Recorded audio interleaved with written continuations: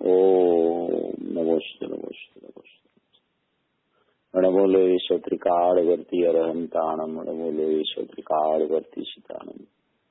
નમો લોયેશ ત્રિકાળવર્તી આયર્યાણમ. નમો લોયેશ ત્રિકાળવર્તી ઉચ્ચાયણમ. નમો લોયેશ ત્રિકાળવર્તી શવશામણમ. ઓમકાર બિંદુ સંયુક્તમ નિત્યમ ધ્યાયંતિ યોગિનો કામદમ મોક્ષદમ ચૈવ ઓમકારાય નમો નમઃ. મંગલમ ભગવાન વીરો મંગલમ ગૌતમો ગણી મંગલમ કુંકુંદાર્યો જૈન ધર્મોસ્તુ મંગલમ. સર્વમંગલ માંગલ્યમ સર્વકલ્યાણકારકમ પ્રધાનમ સર્વધર્માણામ જૈનમ જયતુ શાસનમ. નમઃ સમય સારાય સ્વાનુભૂત્યા ચકાસ્તે ચિત્ત સ્વભાવાય ભાવાય સર્વભાવાંતરચ્છિદે એગોમી શાશ્વતો અપા જ્ઞાન દર્શન લખણો શેષામે બાયરા ભાવા સવે સંયોગ લખણા. મારો સુશાશ્વત એક દર્શન જ્ઞાન લક્ષણ જીવ છે, બાકી બધા સંયોગ લક્ષણ ભાવ મુજથી બાહ્ય છે. એક શુદ્ધ સદારૂપી જ્ઞાન દર્શનમય કરે એની તે મારું જરી પરમાણુ માત્ર નથી રહે. જે જાણતો અરહંત મેં ગુણ દ્રવ્ય મેં કરીએ પણ તે જીવ જાણે આત્મનિત મોહ પામે લય કરે. નથી અપ્રમત કે પ્રમત નથી, જે એક જ્ઞાયક ભાવ છે એ રીત શુદ્ધ કથાય ને જે જ્ઞાત તે તો તે જ છે. જેમ નેત્ર તેમજ જ્ઞાન નથી કારક નથી વેદ કરે, જાણે જ કર્મોદયની વિરાબંધ તેમજ મોક્ષની. ધ્રુવચલ ને અનુપમ ગતિ પામેલ સર્વે સિદ્ધ ને વંદી કહું સુત કેવડી કથિતા સમય પ્રાપ્ત હો. તું સ્થાપ નિજને મોક્ષ પંથે ત્યાં અનુભવ તે હમે તેમાં જ નિત્ય વિહાર કર નહીં વિહાર કર દ્રવ્યો વિશે. ઓમ શ્રી નમઃ સિદ્ધેભ્ય નમઃ સિદ્ધેભ્ય નમઃ સિદ્ધેભ્ય. આપણે પોણો કલાક લેવાનું છે ને ભાઈ? હાજી, વાંધો નથી, પણ ચેતનભાઈ આના પછી અમારો સ્વાધ્યાય નથી એટલે 5-10 મિનિટ વધારે થશે તો કઈ વાંધો નથી. હા, કઈ વાંધો નહીં. આપણે આજે આપણી જે કાર્યક્રમ છે એમાં 31મી ગાથા સમયસારજી પરમાગમની લેવાની છે. રજનીભાઈ મને કહેલું એટલે આપણે 31મી ગાથાનો સ્વાધ્યાય કરવાનો છે. સમયસારજી પરમાગમની 31મી ગાથા છે, શુભ અપૂર્વ ગાથા છે. એમાં 31મી ગાથામાં જે વર્ણન આવે છે એમાં તીર્થંકર ભગવાનની નિશ્ચય સ્થિતિનું વર્ણન આવે છે કે તીર્થંકર કેવડીની નિશ્ચય સ્થિતિ કોને કહેવાય અને એ કઈ રીતે નિશ્ચય સ્થિતિ થાય. વ્યવહાર સ્થિતિ તો અનાદિથી જીવ કરતો આવે છે. એ પોતાના શરીર દ્વારા પોતાની ભક્તિ કરે, કેવડી ભગવાનની સ્તુતિ કરે, એ બધી વ્યવહાર સ્થિતિ તો અનાદિથી જીવ કરતો આવે છે. પણ તીર્થંકર કેવડીની નિશ્ચય સ્થિતિ કોને કહેવાય એનું વર્ણન આ 31મી ગાથામાં ખૂબ જ સુંદર રીતે કર્યું છે. કે નિશ્ચય સ્થિતિનો અર્થ શું? નિશ્ચય સ્થિતિ એટલે તીર્થંકર કેવડીની નિશ્ચય સ્થિતિમાં પોતાની નિશ્ચય સ્થિતિ પણ કેવી રીતે આવી જાય છે એનું વર્ણન કરતા કરતા જ્ઞેય નાયકના શંકર દોષનો પરિહાર કેવી રીતે થાય એનું વર્ણન આ ગાથામાં કરવામાં આવ્યું છે.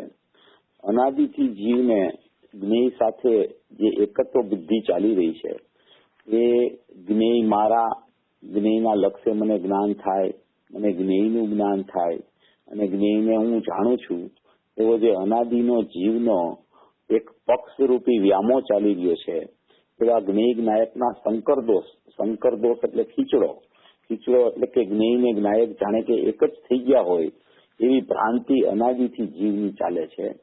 કારણ કે એને એમ જ થાય છે કે આ જે જાણવું થાય છે, જગતનું જાણવું, પરજ્ઞેયોનું જાણવું, જે કાંઈ ચાલે છે એ મારા જ્ઞાનમાં ચાલે છે અને એ જ્ઞાન એની સાથે એકતા કરીને જ ચાલ્યા કરે છે એવો એક ભ્રમ એને જીવને અનાદિથી ભ્રાંતિ રૂપે ચાલી રહ્યો છે.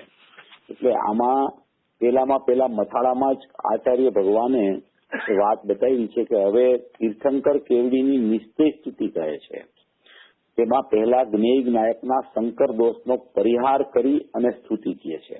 એટલે કે સૌથી પહેલી વાત આ જ્ઞેય નાયકના શંકર દોષ કેવી રીતે છૂટે અને એનો પરિહાર કેવી રીતે થાય એવી આ સ્તુતિ 31મી ગાથામાં જીતેન્દ્રિય જીન કેવી રીતે થઈ જાય, પછી ઉપશાંત મોહની સ્તુતિ આવશે અને પછી ક્ષીણ મોહની સ્તુતિ.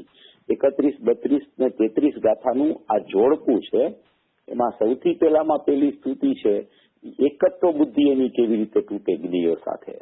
જ્ઞાનની જ્ઞેયો સાથે એકત્વ બુદ્ધિ તૂટી અને જ્ઞાનની સમર્પણતા જ્ઞાયક તરફ કેવી રીતે ચાલી જાય એની સ્તુતિ અને એનું વર્ણન અને એ જ્ઞેય જ્ઞાયકનો સંકરદોષ કેવી રીતે છૂટે એની સ્તુતિ સૌથી પહેલામાં પહેલી, એટલે કે સૌથી પહેલામાં પહેલું અનાદિ અજ્ઞાની મિથ્યા દ્રષ્ટિ જીવ જે છે એને પહેલામાં પહેલું સમ્યક દર્શન, એટલે કે એને ઔપસમિક સમ્યક દર્શન કયો કે ઔપસમિક પછી તરત થતું સયોપસમ સમ્યક દર્શન કયો, એ જ્ઞેય અને જ્ઞાયકનો સંકરદોષ જે છે એ સંકરદોષ જે એને ભેગું માની ગયો છે એવી એકત્વ બુદ્ધિ છૂટી અને પોતાના જ્ઞાયકની સન્મુખ જ્ઞાન એકત્વ કરી અને એની સાથે અભેદ કેવી રીતે વર્તે એનું વર્ણન આ નિશ્ચય સ્તુતિ, કેવડી ભગવાનની નિશ્ચય સ્તુતિ, એમાં જ્ઞેય જ્ઞાયકના સંકર દોષનો પરિહાર કરીને સ્તુતિ કરવામાં આવી છે.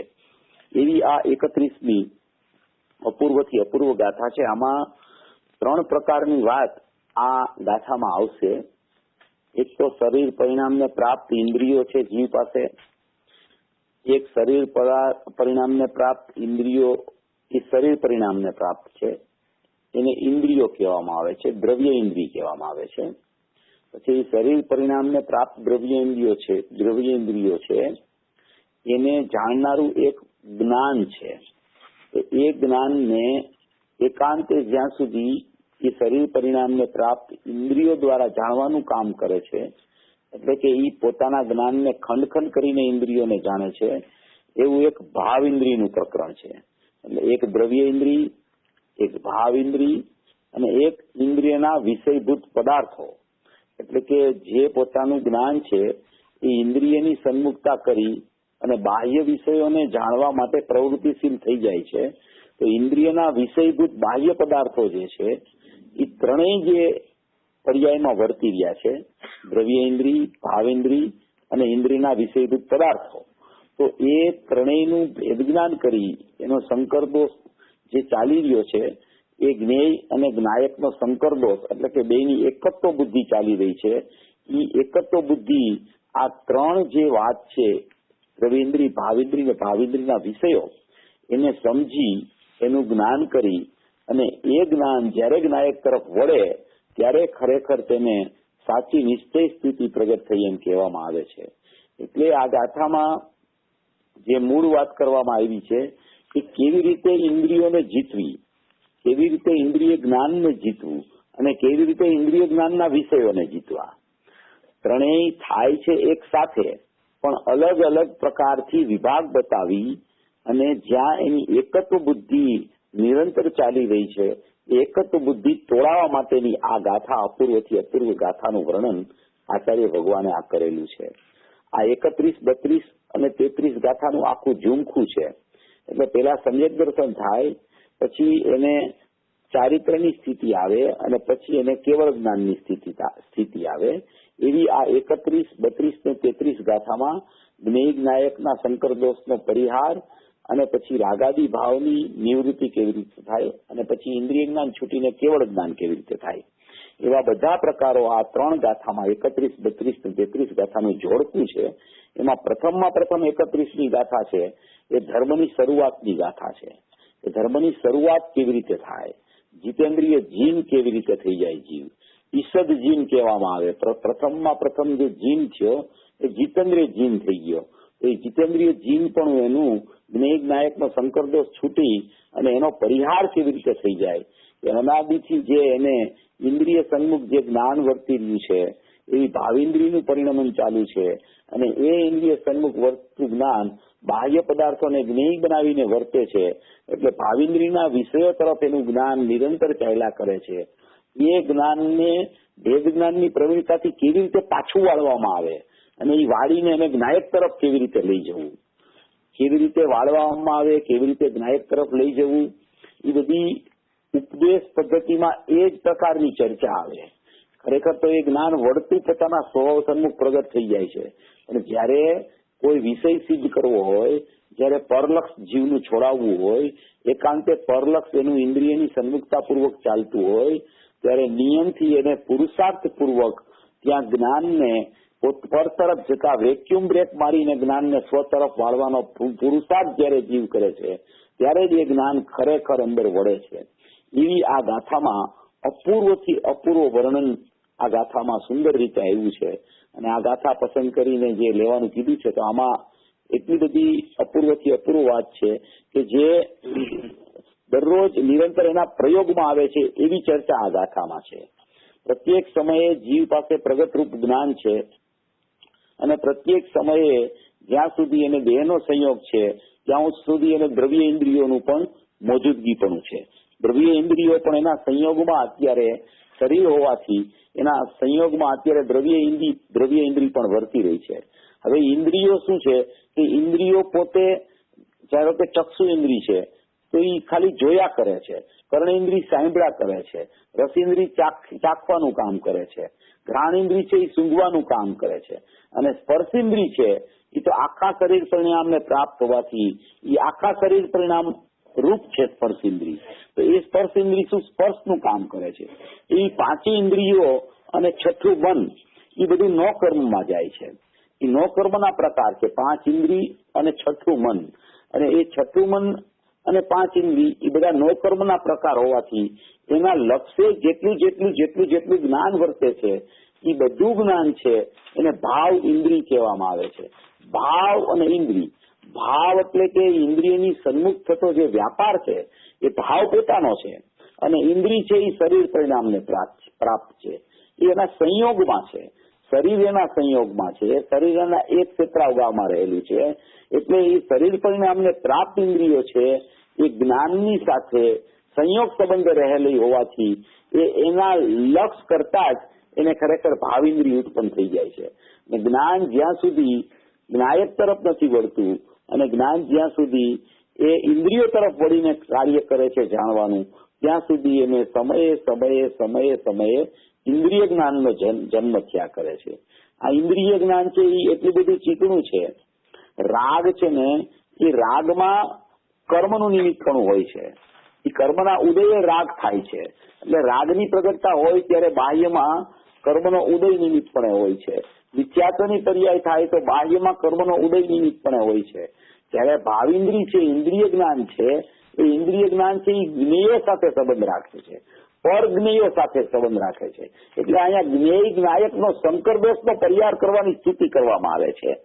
રાગ અને મિથ્યાત્વની ચર્ચા જુદી છે, ઇન્દ્રિય જ્ઞાનની ચર્ચા થોડી જુદી છે. ઇન્દ્રિય જ્ઞાન એવું છે કે એકાંતે જ્ઞેયોની લક્ષ કરીને, ઇન્દ્રિયો દ્વારા જ્ઞેયોનું લક્ષ કરીને વર્તતું જ્ઞાન એને ઇન્દ્રિય જ્ઞાન કહેવામાં આવે છે. ભાવ ઇન્દ્રિય કહેવામાં આવે છે. પરને જાણવા પ્રવર્તતું જ્ઞાન છે, ભાવ ઇન્દ્રિયના વિષયોને જાણવા પ્રવર્તતું જ્ઞાન છે, એ ભાવ ઇન્દ્રિય છે. તો આ જે ભાવ ઇન્દ્રિય છે એ પ્રત્યેક સમયે જીવને બહિર્મુખપણામાં વર્તી રહેતી ભાવ ઇન્દ્રિય છે. એટલે એક તો શરીર પરિણામને પ્રાપ્ત દ્રવ્ય ઇન્દ્રિય છે. એ દ્રવ્ય ઇન્દ્રિયના લક્ષપૂર્વક વર્તતું જે જ્ઞાન છે એને ભાવ ઇન્દ્રિય કહેવામાં આવે છે. અને એ ઇન્દ્રિયના જે વિષયો બાહ્ય પદાર્થો જ્ઞેયો છે એ ભાવ ઇન્દ્રિયના વિષયો કહેવામાં આવે છે. એટલે એક દ્રવ્ય ઇન્દ્રિય, એક ભાવ ઇન્દ્રિય અને એક ભાવ ઇન્દ્રિયના વિષયો, એ ત્રણેયથી જુદો એક જ્ઞાયક ભાવ છે. એવા જ્ઞાયક ભાવને બતાવવા માટેની આ નિશ્ચય તીર્થંકર કેવડી ભગવાનની સ્તુતિ કરવામાં આવે છે. એને પહેલામાં પહેલો જ્ઞેય જ્ઞાયકનો શંકરદોષનો પરિહાર, એ જ્ઞેય જ્ઞાયકનો શંકરદોષ કેવી રીતે છૂટે, એક એક ઇન્દ્રિય દ્વારા એક એક ઇન્દ્રિયનું લક્ષ કરી અને જે ઉપયોગ વર્તી રહ્યો છે, જે જ્ઞાનનો વ્યાપાર વર્તી રહ્યો છે, એ એક ઇન્દ્રિયનું લક્ષ કરી અને વ્યાપાર વર્તે છે. એ એક ઇન્દ્રિયનું લક્ષ કરીને ત્યાંથી પાછો વળે અને એ કેવી રીતે ત્યાંથી એકત્ર તૂટી જાય અને કેવી રીતે એ જ્ઞાન ઇન્દ્રિયના લક્ષ વગર જ્ઞાયકનું લક્ષ કરી લે એની સ્થિતિ આમાં કહેવામાં આવે છે. બહુ સુંદર ગાથા છે. મૂળમાં મૂળ વાત એ છે કે એક એની પાસે જ્ઞાયક ભાવ છે, એક એની પાસે જ્ઞાનનું પરિણમન છે અને એક બાહ્યમાં જ્ઞેયો છે અને એક શરીર પરિણામને પ્રાપ્ત એની પાસે ઇન્દ્રિયો છે. આ આખી વ્યવસ્થામાં પ્રગટ જ્ઞાન છે એમાં બધો ભેદ જ્ઞાનનો પ્રકાર ચાલે છે. પ્રગટ જ્ઞાન છે એ જ્ઞાનની પર્યાય છે. એ જ્ઞાનની પર્યાય છે એ જાણવા રૂપે પરિણમે છે. હવે એ શું જાણવા રૂપે પરિણમે છે, એનું સ્વપર પ્રકાશક જ્ઞાન કેવું છે, એ કેવી રીતે શરીર પરિણામને પ્રાપ્ત ઇન્દ્રિયો છે એના તરફ વળી જાય છે અને કેવી રીતે એ જ્ઞેય જ્ઞાયકના શંકરદોષનો પરિહાર થાય તો એને જ્યારે એને એનું યથાર્થ જાણપણું થાય, એને ખ્યાલ આવી જાય કે આ ઇન્દ્રિયો જુદી છે, મારું જ્ઞાન જુદું છે અને મારો જ્ઞાયક મારા જ્ઞાનથી અનન્ય છે, એવો જયારે એને ખ્યાલ આવી જાય છે ત્યારે એ ત્યાંથી ઇન્દ્રિયોથી વ્યાવૃત થઈ અને એનું જ્ઞાન જ્ઞાયક સન્મુખ થઈને પરિણમી જાય છે. આ વચ્ચે વચ્ચે અહીંયા આમાં અવાજ આવે છે એટલે જરા કોઈનું ચાલુ હોય કઈ તો મ્યુટ કરી નાખજો. એટલે આ જે આખી વસ્તુની વ્યવસ્થા આમાં દર્શાવવામાં આવી છે, એ વસ્તુની વ્યવસ્થા દર્શાવવામાં આવી છે એમાં જે જ્ઞાયક ભાવ, એક એનો જ્ઞાનનો પ્રકાર અને એક બાહ્ય જ્ઞેયોમાં, એ બાહ્ય જ્ઞેયોમાં ઇન્દ્રિયો પણ આવી જાય, બાહ્ય જ્ઞેયોમાં પર પદાર્થો પણ આવી જાય, એ બધું જ્ઞેય છે. જ્ઞેય એટલે કે જાણવા લાયક પદાર્થને જ્ઞેય કહેવામાં આવે છે. જાણવા લાયક પદાર્થ એટલે કે કોઈ લક્ષ કરીને જ્યાં સુધી જ્ઞાનમાં પર પદાર્થોનું જાણવું કે ઇન્દ્રિયોનું જાણવું એની સન્મુખ થઈને જ્યાં સુધી ચાલે છે ત્યાં સુધી એ જ્ઞાન બહિર્મુખ જ્ઞાન, ઇન્દ્રિય જ્ઞાન, ભાવ ઇન્દ્રિયનું નામ પડે છે. અને એ જ જ્ઞાન ફરતું નથી. એ જ જ્ઞાન જયારે એ જ્ઞેયોનું લક્ષ છોડી, ઇન્દ્રિયોનું લક્ષ છોડી, શરીર પરિણામને પ્રાપ્ત 5 ઇન્દ્રિયો છે એનું લક્ષ છોડી અને જયારે એ જ્ઞાન પોતાના જ્ઞાયક તરફ વળે છે તો એવા જ્ઞાનને અતિન્દ્રિય જ્ઞાન કહેવામાં આવે છે. જ્ઞાનનો પર્યાય એક છે. જ્ઞાનના 2 પ્રકાર નથી કે કોઈ ઇન્દ્રિય જ્ઞાન જુદું છે, અતિન્દ્રિય જ્ઞાન જુદું છે, એવી રીતે જ્ઞાનના 2 પ્રકાર નથી. જ્ઞાની થયા પછી એના 2 પ્રકાર પડે છે, એ જુદો વિષય છે. પણ જ્ઞાની થવા માટે શું અને જ્ઞાની થાય ત્યારે શું અને જ્ઞાની થયા પછી શું, એ બધા વિષયો અલગ અલગ પ્રકારના હોય છે. જ્ઞાની થવા માટે એને અતિન્દ્રિય આનંદ અને અતિન્દ્રિય જ્ઞાનમાં આખો જ્ઞાયક ભગવાન છે એનું અવલંબન લેવાનું હોય છે. ત્યારે એ જ્ઞાની બની જાય છે અને જ્ઞાની બની જાય છે પછી વિકલ્પમાં આવે છે ત્યારે એને ઉપયોગ ને પરિણતિના 2 ફાંટા પડે છે. ત્યારે ઉપયોગ જે સન્મુખ છે ઇન્દ્રિય જ્ઞાન છે અને પરિણતિ છે એમાં અતિન્દ્રિય જ્ઞાન ચાલુ રહે છે. આવી આ આખી અપૂર્વ ગાથા છે. એ ગાથાનો આપણે સ્વાધ્યાય કરવાનો છે. જે 2-3 આપણા સ્વાધ્યાય ચાલશે એમાં આ સ્વાધ્યાય આપણે કરશું. હવે એનું મથાળું છે કે હવે ફરીથી કરું કનેક્ટ, એવું ડિસ્ટર્બન્સ થાય છે કારણ કે ખબર નહીં આ ફોનમાં. ના હવે વાંધો નથી કાંઈ. જયારે ઉષાબેન જયારે કોઈની પણ લાઈન ચાલુ તો પ્લીઝ મ્યુટ કરી નાખજો એટલે ડિસ્ટર્બન્સ રહે. Thank you. એનું મથાળું છે કે હવે તીર્થંકર કેવડીની નિશ્ચય સ્તુતિ કહે છે તેમાં પહેલા જ્ઞેય જ્ઞાયકના શંકર દોષનો પરિહાર કરી સ્તુતિ કહે છે.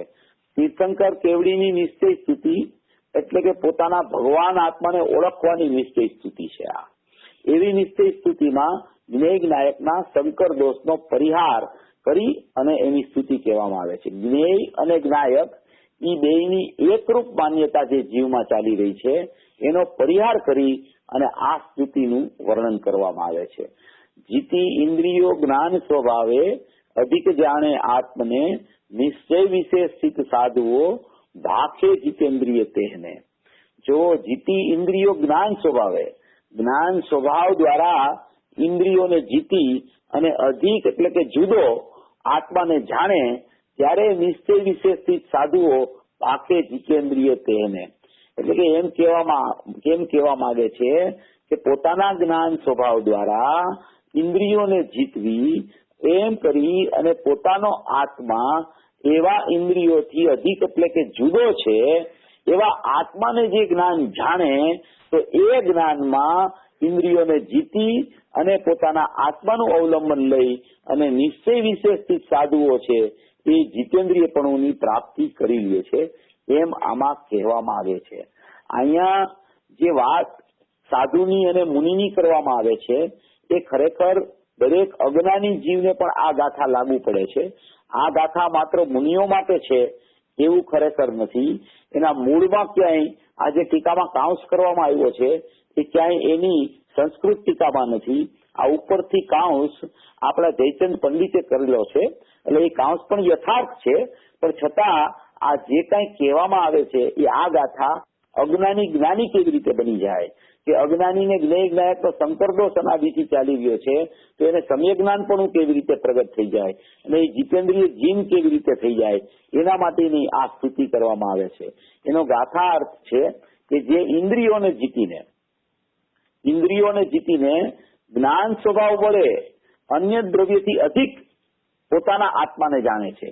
જે ઇન્દ્રિયોને જીતીને ઇન્દ્રિયોને એટલે શરીર પરિણામને ઇન્દ્રિયોને જીતવી એટલે કે ઇન્દ્રિયોથી જુદો પોતાનો અતિન્દ્રિય જ્ઞાનમય આત્મા છે એના તરફ જ્ઞાનનું વલણ કરવું, એનું નામ ઇન્દ્રિયો તરફનું લક્ષ છોડી દેવું, એને ઇન્દ્રિયોને જીતી એમ કહેવામાં આવે છે. જ્યાં સુધી ઇન્દ્રિયો સાથે એકત્વ બુદ્ધિ વર્તી રહી છે ત્યાં સુધી એને ઇન્દ્રિયોની સન્મુખતા જ્ઞાનમાં ચાલે છે કે એ એક એક ઇન્દ્રિય દ્વારા જ્ઞાનના ઉપયોગને ત્યાં લઈ જઈ અને પર પદાર્થને જાણવા તરફ એનું વલણ ચાલ્યા કરે છે. હવે એવી ઇન્દ્રિયોને જીતવી એટલે કે ઇન્દ્રિયોનું લક્ષ છોડી દેવું, ઇન્દ્રિયોનું લક્ષ છોડી અને પોતાના જ્ઞાન સ્વભાવિક નાયક ભાવનું લક્ષ કરવું, એને ઇન્દ્રિયોને જીતી એમ કહેવામાં આવે છે. ઇન્દ્રિયોને જીતવું એટલે કઈ ઇન્દ્રિયો ઉપર જીત મેળવવી એવું નથી હોતું, પણ ઇન્દ્રિયો ઉપર જીત મેળવી એમ કહેવાનો આશય એમ છે કે ઇન્દ્રિયોથી જુદું પોતાનું જે જ્ઞાન છે, કારણ કે જ્ઞાનનો સ્વભાવ અતિન્દ્રિય છે અને ઇન્દ્રિયો તો જળ છે, એમાં ચેતનપણું વ્યાપતું નથી, એ તો જળ પરિણામને પ્રાપ્ત છે, શરીર પરિણામને પ્રાપ્ત છે, એટલે એ તો પ્યોર જળ છે, એમાં ક્યાંય જ્ઞાનનો અંશ નથી. ઇન્દ્રિયોમાં શરીર પરિણામને પ્રાપ્ત ઇન્દ્રિયોમાં જ્ઞાનનો અંશ નથી. ભાવેન્દ્રિયની ચર્ચા જુદી છે અને ઇન્દ્રિયોની ચર્ચા જુદી છે. ભાવેન્દ્રિય એક જુદો વિષય છે, ઇન્દ્રિયો જુદો વિષય છે. તો આમાં કહેવા માંગે છે કે જે ઇન્દ્રિયોને જીતીને એટલે કે ઇન્દ્રિયોનું લક્ષ છોડીને, ઇન્દ્રિયોની સન્મુખતા છોડીને, જે ઇન્દ્રિયોને જીતીને જ્ઞાન સ્વભાવ વડે અન્ય દ્રવ્યથી અધિક આત્માને જાણે છે.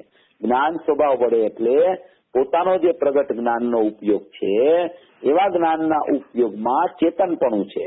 એ જ્ઞાન સ્વભાવ વડે અન્ય દ્રવ્યથી અધિક, અન્ય દ્રવ્યમાં બધા દ્રવ્યો આવી ગયા, એમાં અત્યારે એના એક ક્ષેત્રાવગાહે શરીર વર્તે છે, પૂદગલ વર્તે છે, એટલે એ પૂદગલ દ્રવ્યની ભિન્નતા બતાવી અને અન્ય દ્રવ્યથી અધિક એમાં બધા પાંચેય દ્રવ્યો બીજા લઈ લેવા કે ઇન્દ્રિયોને જીતીને જ્ઞાન સ્વભાવ વડે એટલે કે જ્ઞાનના પરિણમન, જ્ઞાનનું ચૈતન્ય પરિણમન, જ્ઞાનનો ઉપયોગ, જ્ઞાનની ક્રિયા, જે જ્ઞાનની ક્રિયામાં જાણવું ચાલી રહ્યું છે એવું જે સ્વપર પ્રકાશક જ્ઞાન છે એ જ્ઞાન સ્વભાવ વડે ઇન્દ્રિયોને જીતીને એટલે કે જ્ઞાન સ્વભાવને પૃથક જાણવો, એમાં જાણવું ચાલુ છે અને ઇન્દ્રિયો છે એ શરીર પરિણામને પ્રાપ્ત છે એમ પૂદગલની અને જીવની પૃથકતા સમજીને ઇન્દ્રિયોને જીતીને જ્ઞાન સ્વભાવ વડે અન્ય દ્રવ્યથી અધિક એટલે કે અન્ય દ્રવ્યથી જ્ઞાન સ્વભાવે જુદો છે અને એ ઇન્દ્રિયોથી પણ જ્ઞાન સ્વભાવ જુદો છે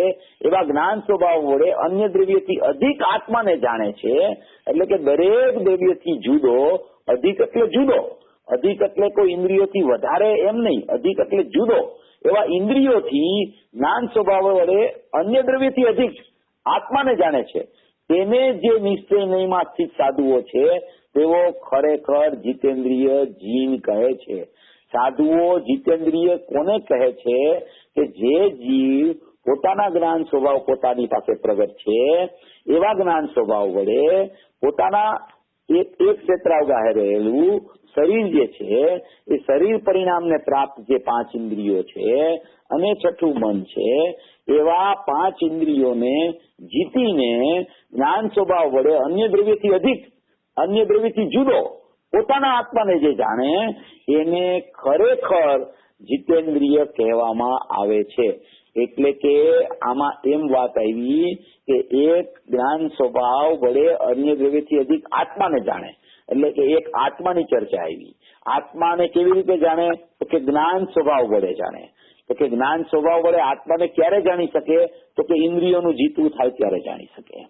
એટલે એક ઇન્દ્રિયોની સત્તા સિદ્ધ કરે છે, પાંચ ઇન્દ્રિય શરીર પરિણામને પ્રાપ્ત છે, એ ઇન્દ્રિયો જળ છે એની સત્તા સિદ્ધ કરે છે પેલા કે તારા અત્યારે એક ક્ષેત્રાવગાહ પણ તારા શરીર પરિણામને પ્રાપ્ત પાંચ ઇન્દ્રિયોનું અસ્તિત્વ અત્યારે છે. એ અસ્તિત્વ નથી એમ નથી, ભલે એ શરીર પરિણામને પ્રાપ્ત હોય, ભલે તારા અત્યારે એક ક્ષેત્રાવગાહે શરીરનો સંયોગ તને વર્તતો હોય, પણ અત્યારે શરીરનો સંયોગ વર્તી રહ્યો છે, પાંચ ઇન્દ્રિયનો સંયોગ પણ તને છે, છઠ્ઠું દ્રવ્યમન પણ છે અને દ્રવ્યમનના સંગે ભાવમનની પ્રવૃત્તિ પણ અત્યારે ચાલી રહી છે. એવો એક વિભાગ પેલા ઇન્દ્રિયોની સિદ્ધિ કરી, શરીર પરિણામની સિદ્ધિ કરે છે, પછી શરીર પરિણામને સિદ્ધ કરી ઇન્દ્રિયોને જીતવાનું સિદ્ધ કરી અને જ્ઞાન સ્વભાવને સિદ્ધ કરે છે. એક ઇન્દ્રિયોની સત્તા, એક જ્ઞાન સ્વભાવ એટલે જ્ઞાનની પર્યાયની ક્રિયા ઉપયોગરૂપ પરિણમનની સત્તા, અને એ જ્ઞાન સ્વભાવ વડે અન્ય દ્રવ્યથી અધિક આત્મા એટલે કે એક જ્ઞાયક ભાવની સત્તા, ત્રિકાળી દ્રવ્યની સત્તા, શુદ્ધ સ્વરૂપની સત્તા, અભેદ આત્માની સત્તા, ભૂતાર સ્વભાવી આત્માની સત્તા. એ ભૂતાર સ્વભાવી આત્માની સત્તા એક જ્ઞાનનો સ્વભાવ જાણવું એવું પરિણમન ચાલે છે એ, અને એક ઇન્દ્રિયો શરીર પરિણામને પ્રાપ્ત, 5 ઇન્દ્રિયો અત્યારે શરીર પરિણામને પ્રાપ્ત સારા સંયોગમાં છે એની સત્તા. આવી 3 સત્તાને પેલા સિદ્ધ કરે છે કે આવી 3 સત્તાનો પેલા તું સ્વીકાર કર. તારા સંયોગમાં પૂતગલ વર્તી રહ્યું છે એટલે એ પણ તારા સંયોગમાં છે, એનું નિમિત્તપણું છે, એના નિમિત્તે તારા જ્ઞાનમાં નૈમિતિકપણું પ્રગટ થાય છે, અને એવું અજ્ઞાન કેમ દૂર થાય એના માટેની આ સ્તુતિ કહેવામાં આવે છે. જ્ઞેય પણ રાખે છે, બાહ્ય જ્ઞેયો પણ રાખે છે, શરીર પરિણામને પ્રાપ્ત ઇન્દ્રિયો પણ રાખે છે, શરીરના સંયોગી પદાર્થો જ્ઞેય 12માં છે એ પણ રાખે છે. એની પણ સત્તા છે. કોઈની સત્તાનું અસ્તિત્વ છે જ નહીં એવું નથી કે બ્રહ્મ સત ને જગત મિથ્યા એવો માર્ગ નથી. આ બધી સત્તા છે, બધું પોતપોતાના અસ્તિત્વમાં છે, પણ મારા અસ્તિત્વમાં શું છે એ વિષય જુદો, બીજાનું અસ્તિત્વ બીજામાં છે એ વિષય જુદો. પણ એવું અસ્તિત્વની સત્તા પણ છે, અને એવી સત્તા મારા સંયોગમાં અત્યારે શરીર પરિણામને પ્રાપ્ત ઇન્દ્રિયો 5 ઇન્દ્રિયો પણ છે. કોઈ એમ છે કે હવે શરીર સંયોગમાં છે જ નહીં એ જુદો વિષય. જયારે ત્રિકાળી દ્રવ્યની સત્તાની ચર્ચા ચાલતી હોય, ત્યારે એક અખંડ આત્માની જ ચર્ચા ચાલતી હોય, શુદ્ધ સ્વભાવની ચર્ચા ચાલતી હોય, ત્યારે તો પર્યાય પણ એમાં નથી. તો શરીર તો એનાથી ઘણું દૂર છે. વર્તમાન ઉપયોગ રૂપી પર્યાય પ્રગટ થાય છે, એવી પર્યાય પણ એનામાં ક્રિયાશીલ પર્યાય નથી, એવો નિષ્ક્રિય શુદ્ધ પરિણામી જ છે. એ વિષય જુદો. પણ અહીંયા જયારે બધી ચર્ચા કરી અને ભેદ જ્ઞાનનો વિષય આપવો છે કે ભેદ જ્ઞાન કેવી રીતે કરવું, ભેદ જ્ઞાન ક્યાં કરવું, ભેદ જ્ઞાન કોની સાથે કરવું. તારી પાસે કોઈ 2 વસ્તુ હોય તો તું એનું ભેદ જ્ઞાન કરી શક. ખાલી તું એકલો આત્મા જ છે તારી પાસે તો ભેદ જ્ઞાનની તો કઈ જરૂર જ નથી પડતી. તો એવો તને ખ્યાલ આવી જતો હોય કે હું એક આત્મા જ શુદ્ધ છું, અખંડ છું, શુદ્ધ છું, ચૈતન્ય છું, ત્રિકાળી દ્રવ્ય ભૂતાર સ્વભાવી છું, તો ભેદ જ્ઞાનની જરૂર નથી. એનું નામ જ ભેદ જ્ઞાન થઈ ગયું એવું ખ્યાલમાં આવ્યું ત્યાં. પણ જયારે બધી વ્યવસ્થા છે, ભેદ જ્ઞાન કરવાનો ઉદ્યમ ચાલે છે, એ પ્રકાર પ્રતિ સમયે વર્તવો જોઈએ જીવના જ્ઞાનમાં. એવી પર્યાયમાં ભેદ જ્ઞાન થતા અભેદનું જ્ઞાન વર્તવું જોઈએ. તો એ ભેદ જ્ઞાન ક્યાં કરવું, કોની સાથે કરવું, કે જેની સાથે એકત્વપણું માની રાખ્યું હોય એની સાથે ભેદ જ્ઞાન કરવાનો પ્રકાર ચાલે. તો એવા પ્રકાર માટે એને અન્ય વસ્તુ જોઈએ, 2 વસ્તુ જોઈએ, ત્યારે જ ખરેખર એનું ભેદ જ્ઞાન થઈ શકે. એટલે એક જીવની સત્તા સિદ્ધ કરે છે. જીવની સત્તામાં એના દ્રવ્ય ગુણ પર્યાયમાં એક જીવમાં જીવપણું છે, એક જીવના અનંત ગુણ છે, અને જીવના અનંત ગુણની સાથે એની એક ઉત્પાદ રૂપ જ્ઞાનની સ્વભાવ રૂપ પર્યાય ચાલે છે. એક જીવની સત્તા આખી સિદ્ધ કરી. એની સાથે સાથે પૂતગલની સત્તા પણ સિદ્ધ કરે છે કે પૂતગલ છે, પૂતગલમાં તારે શરીર પરિણામ છે, શરીર પરિણામમાં 5 ઇન્દ્રિયનો સંયોગ છે, 5 ઇન્દ્રિય દ્વારા તારા જ્ઞાનમાં તું લક્ષ કરી અને એના દ્વારા અત્યારે જાણસ એવી એકત્વ બુદ્ધિ તને ચાલી રહી છે. તો એક શરીરની સ્થિતિ સિદ્ધ કરે છે, એક જીવની સત્તા સિદ્ધ કરે છે, એક પૂતગલની સત્તા સિદ્ધ કરે છે. આવી 2 સત્તા સિદ્ધ કરે છે એટલે કે ઇન્દ્રિયોની સત્તા સિદ્ધ કરી અને એક જીવની સત્તા સિદ્ધ કરી. આવી 2 સત્તા સિદ્ધ કરીને પછી ભેદ જ્ઞાનનો પ્રકાર બતાવે છે. ભેદ જ્ઞાનનો પ્રકાર કરતા પહેલા પણ એ ભેદ જ્ઞાન શા માટે કરવું કે જયારે એને એકત્વ બુદ્ધિ ક્યાંય વર્તતી હોય તો એ એકત્વ બુદ્ધિ છોડાવવા માટે ભેદ જ્ઞાનનો પ્રકાર છે. તો સૌથી પહેલામાં પેલી એકત્વ બુદ્ધિ જ્ઞેયનાયકનો સંકલ્પો છે ને કેવી રીતે ચાલી રહ્યો છે, કે એ કોને પોતાનું માની રહ્યો છે, કોની સાથે અભેદ થઈને વર્તી રહ્યો છે, કોને એકપણે માનીને વર્તી રહ્યો છે, કયા જ્ઞેય સાથે સંગ કરી રહ્યો છે, કોને પોતાનું માનીને વર્તી રહ્યો છે, એવો એને એકત્વનો પ્રકાર, મમત્વનો, કર્તૃત્વનો, ભોક્તૃત્વનો, કારણત્વનો, સ્વામિત્વનો અને પરજ્ઞેયત્વનો પ્રકાર એને એની પર્યાયમાં નિરંતર અત્યારે ચાલી ગયો છે. પેલા એને અજ્ઞાન રૂપી ભાવ અત્યારે વર્તમાનમાં ચાલી રહ્યો છે. જ્ઞેયના સંગે, ઇન્દ્રિયોના સંગે, એની પર્યાયમાં અજ્ઞાન રૂપી ભાવ એકત્વ બુદ્ધિરૂપ ચાલી રહ્યો છે. એ ચાલી રહ્યો છે એટલે એને દૂર કરવાનો પ્રયોગ છે આ. જો એવો કઈ એકત્વ બુદ્ધિરૂપ ભાવ ચાલતો જ ન હોત તો ભેદ જ્ઞાનનો પ્રકાર કહેવાની આચાર્ય ભગવાનને જરૂર ન પડત. એટલે અનાદિથી અત્યારે જીવને, અનાદિ મિથ્યા દ્રષ્ટિ જીવને પોતાના જ્ઞાનના ઉત્પાદમાં પણ પોતાની જે અત્યારે શરીર પરિણામને પ્રાપ્ત એવી જે ઇન્દ્રિયો છે એની સાથે એકત્વ બુદ્ધિ અનાદિથી ચાલી રહી છે. એ એકત્વ બુદ્ધિ ચાલી રહી છે એમ માની રહ્યો છે. એકત્વ બુદ્ધિ ચાલી રહી છે એમ માની રહ્યો છે. ખરેખર એકત્વ થતું નથી બેયનું. એકત્વ જો કોઈ થઈ ગયું હોય તો જુદાઈ ન થઈ શકે. એકત્વ બુદ્ધિ થઈ છે એટલે કે એવો એનો વ્યાપાર આવું કંઈક ચાલી રહ્યું છે. એવો વ્યાપાર જ્ઞાનનો ઇન્દ્રિયની સન્મુખ થઈને ચાલી રહ્યો છે. ઇન્દ્રિયની સન્મુખ જ્ઞાન થતું નથી. જ્ઞાન તો જ્ઞાનમાં રહે છે પણ જ્યાં એના સંયોગમાં ઇન્દ્રિયોને જોવે છે, જ્યાં એને જ્ઞાનમાં એવું જાણવું થાય છે કે તારા સંયોગમાં ઇન્દ્રિયો છે, જ્યાં એવી ઇન્દ્રિયોનું પ્રતિભાસન થયા કરે છે, શરીર પરિણામને પ્રાપ્ત ઇન્દ્રિયો જ્યાં એને ખ્યાલમાં આવે છે, ત્યાં એને એવું થાય છે કે આ ઇન્દ્રિયો જો હોય તો જ હું આ પદાર્થને જોઈ શકું. ઇન્દ્રિયો ન હોય તો હું આ પદાર્થને જોઈ ન શકું, હું સૂંઘી ન શકું, હું સાંભળી ન શકું, હું વાંચી ન શકું, હું ચાખી ન શકું, હું સ્પર્શ ન કરી શકું. એમ ઇન્દ્રિયો દ્વારા જ એની એકાંતે જ્ઞાનને ઇન્દ્રિયો તરફ વ્યાપાર એનો અનાદિથી ચાલી રહ્યો છે. એવી એકત્વ બુદ્ધિ એને અનાદિથી ચાલી રહી છે. એ એકત્વ બુદ્ધિ કેમ તૂટે કે એ એકત્વ બુદ્ધિ એને ક્ષણ માત્રમાં તૂટી શકે છે જો વાસ્તવિકપણે એને પોતાનો સ્વભાવ, પોતાના જ્ઞાનનું પરિણમન, પોતાનું ચૈતન્ય તત્વ, પોતાનું અસ્તિત્વ જયારે એને ખ્યાલમાં આવે ત્યારે ખરેખર એને ઇન્દ્રિયની સન્મુખતા છૂટી, ઇન્દ્રિય જ્ઞાન જે ચાલુ છે અનાદિથી એ ઇન્દ્રિય જ્ઞાનનો પણ વ્યાપાર અટકી જાય અને અતિન્દ્રિય જ્ઞાનનો વ્યાપાર ચાલુ થઈ જાય એવી સ્થિતિ એની બની શકે છે. એટલે આ ગાથામાં એમ લેવા માંગે છે કે જે ઇન્દ્રિયોને જીતીને જ્ઞાન સ્વભાવ વડે અન્ય દ્રવ્યથી અધિક આત્માને જે જાણે છે તેને જે નિશ્ચયમાં સ્થિત સાધુઓ છે તેવો ખરેખર જીતેન્દ્રિય કહે છે. એટલે ભેદ જ્ઞાનના પ્રકાર આમાં બતાવવાનો પ્રયોગ કરવામાં આવે છે. આખી ગાથા પ્રયોગની છે. હવે એવી ટીકા છે જે મુનિ દ્રવ્ય ઇન્દ્રિયો, ભાવેન્દ્રિયો તથા ઇન્દ્રિયોના વિષયભૂત પદાર્થો એ ત્રણેયને પોતાનાથી જુદા કરી સર્વ અન્ય દ્રવ્યથી ભિન્ન પોતાના આત્માને અનુભવે છે તે મુનિ નિશ્ચયથી જીતેન્દ્રિય છે. આ ચર્ચા તો આપણે આવી ગઈ ઉપર. હવે એની મૂળ ટીકા શરૂ થાય છે.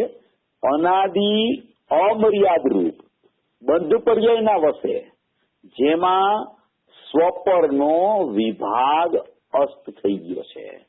અર્થાત જેવો આત્માની સાથે એવી એક થઈ રહી છે કે ભેદ દેખાતો જ નથી. શું કહેવા માંગે છે કે અનાદિ અમર્યાદ રૂપ બંધ પર્યાયના વશે અનાદિથી જીવને બંધ પર્યાય રૂપ પરિણમન ચાલી ગયું છે. એ કેમ ચાલી ગયું છે કે એને સમસ્ત સ્વપરનો વિભાગ જ અસ્ત થઈ ગયો છે. એટલે એને એની પર્યાયમાં બંધરૂપ પરિણમન અનાદિથી ચાલી રહ્યું છે. અનાદિથી બંધરૂપ પરિણમન શા માટે ચાલી રહ્યું છે કે સ્વપરના વિભાગનું ભેદ જ્ઞાન અસ્ત થઈ ગયું છે. એ વિભાગ સ્વપરનો હોવા છતાં એ સ્વપરની એકત્વ બુદ્ધિ ચાલી રહી છે. સ્વપરમાં જુદાઈ હોવા છતાં સ્વ અને પર એવી જુદાઈ હોવા છતાં સ્વપર એકરૂપ પાસે છે. એની એકત્વ બુદ્ધિ પાસે છે, એનું એકપણું પાસે છે. એટલે બંધની સ્થિતિ અનાદિથી ચાલી રહી છે. અનાદિથી બંધ કેમ ચાલી ગયો છે? બંધ પર્યાયના વશે સમસ્ત સ્વપરનો વિભાગ અસ્ત થઈ ગયો છે. એમ જે કહેવામાં આવે છે કે બંધ પર્યાયના વશે અનાદિનો સ્વપરનો વિભાગ અસ્ત થઈ ગયો છે, એમાં સમજણ એમ કરવાની છે કે સ્વપરનું જે ભેદ જ્ઞાન, સ્વને પરની જે જુદાઈ એ એને અનાદિથી એક સમય માટે પણ ભાઈતી નથી. એટલે સમય બંધ થયા કરે છે. અનાદિથી સ્વ અને પર, જ્ઞાન અને જ્ઞેય, જ્ઞાન અને પૂદગલ, નાયક જીવ તત્વ અને પૂદગલ તત્વ, જીવ દ્રવ્ય અને પૂતગલ દ્રવ્ય બે અનાદિથી પૃથક પૃથક હોવા છતાં એને એકપણાનો ભાગ થયા કરે છે. સ્વપરનો સમસ્ત વિભાગ અસ્ત થઈ ગયો છે, એટલે એને અનાદિથી બંધ પર્યાય ચાલી રહી છે. બંધ પર્યાયના વશે જેમાં સમસ્ત સ્વપરનો વિભાગ અસ્ત થઈ ગયો છે, અર્થાત જેઓ આત્માની સાથે એવી એક થઈ રહી છે કે ભેદ દેખાતો નથી. શરીર પરિણામને પ્રાપ્ત દ્રવ્ય ઇન્દ્રિય જે છે એ એવી એક થઈ ગઈ છે કે સ્વપરનો વિભાગ જ એનો અસ્ત થઈ ગયો છે. બેને એક પણ ભાષે છે, જાણે કે બે એક જ હોય, શરીર ને આત્મા એક જ હોય એવો જ એને ખરેખર ભાસ થાય છે. સ્વપરનો વિભાગ જ એને અસ્ત થઈ ગયો છે, એટલે અનાદિથી એની બંધ પર્યાય ચાલી રહી છે. સમય સમય સમય સમય સમય વર્તી કરી અને અનાદિકાળથી બંધરૂપ પરિણમન ચાલી રહ્યું છે. બંધરૂપ પરિણમન ચાલે છે સમય વર્તી છે, એક સમયનું થાય છે બંધ એક સમયમાં. બીજા સમયે પણ એ પોતાના જ્ઞાન સ્વભાવ વડે અન્ય દ્રવ્યથી અધિક આત્માને જો જાણે તો ત્યાં એને મોક્ષ માર્ગની પ્રગટતા થઈ શકે છે. આ અનાદિથી ચાલી રહ્યું છે એટલે હવે ચાલ્યા જ કરવાનું છે, અને જેટલો કાળ ચાલ્યું એટલો કાળ ભેદનાન કરવા માટે જોશે. એવો કોઈ બોજો જીવે રાખવાની જરૂર નથી. આ તો આચાર્ય ભગવાન બોજો ઉતારવા માટે ગાથા લખે છે. અનાદિ અમર્યાદ બંધ પર્યાયના વસે એટલે એવો કોઈ એવું અંદરમાં કઈ પડ્યું નથી કે જ્યાંથી બંધ જ આવ્યા કરે અંદરથી. એને તો પ્રગટરૂપ જ્ઞાન છે, પ્રગટરૂપ પોતાનો જ્ઞાયક ભાવ છે, અને શરીર પરિણામને પ્રાપ્ત ઇન્દ્રિયો પૂતગલમાં છે. એ બે તો પૃથક પૃથક છે, જીવ ને પૂતગલ પૃથક પૃથક હોવા છતાં એને જ્યાં શરીર પરિણામને પ્રાપ્ત ઇન્દ્રિયો છે એ જ્ઞાનની સ્વચ્છતાને કારણે એ શરીર પરિણામમાં જે કાંઈ પ્રવૃત્તિ થયા કરે છે એનો પ્રત્યેક સમયે ભાસ થયા કરે છે. જેમ કે હાથની હલવા ચલવાની ક્રિયા ચાલે છે, તો હલવા ચલવાની ક્રિયા અત્યારે ચાલુ છે, તો એ હલવા ચલવાની ક્રિયા ચાલે છે એ જ્ઞાનમાં પ્રતિભાષિત થયા કરે છે. તો જ્ઞાનનો સ્વભાવ જાણવું છે, તો એ જ્ઞાનમાં શું થાય છે કે એવું જાણવું થાય છે. શરીર પરિણામને પ્રાપ્ત જે ક્રિયાઓ છે એનું જાણવું જ્ઞાનમાં થયા કરે છે. જાણવું થાય છે એટલે કે એ જ્ઞેયો છે, જ્ઞેય તરફથી લ્યો તો એ પ્રતિભાષિત થાય છે, જ્ઞાન તરફથી લ્યો તો એમાં જાણવું થાય છે. તો એવું જાણવું થાય છે. એ જાણવાના કાળે એ ભૂલ શું કરે છે? એ જાણવાના કાળે એ ભૂલ કરે છે કે આ શરીર જે પરિણામને પ્રાપ્ત જે જાણવું છું મારા જ્ઞાનમાં, તો આ હાથને હું ચલાવું છું એવી એકત્વ બુદ્ધિ ચાલે છે. એવી એકત્વ બુદ્ધિ એને ચાલી રહી છે કે આ હાથને હું હલાવું છું, આ હાથનો હલાવનાર હું છું. પછી એને એ હાથનો હલાવનાર હું છું એવી એને ભ્રમણા ચાલે છે. ત્યાં એને કોઈ જ્ઞાની મળે છે કે આ હાથ તો છે ને સ્વયં ચાલે છે, પૂતગલની ક્રિયા છે, તું તો જાણનાર છો, તારામાં તો એનું જાણવું થાય છે.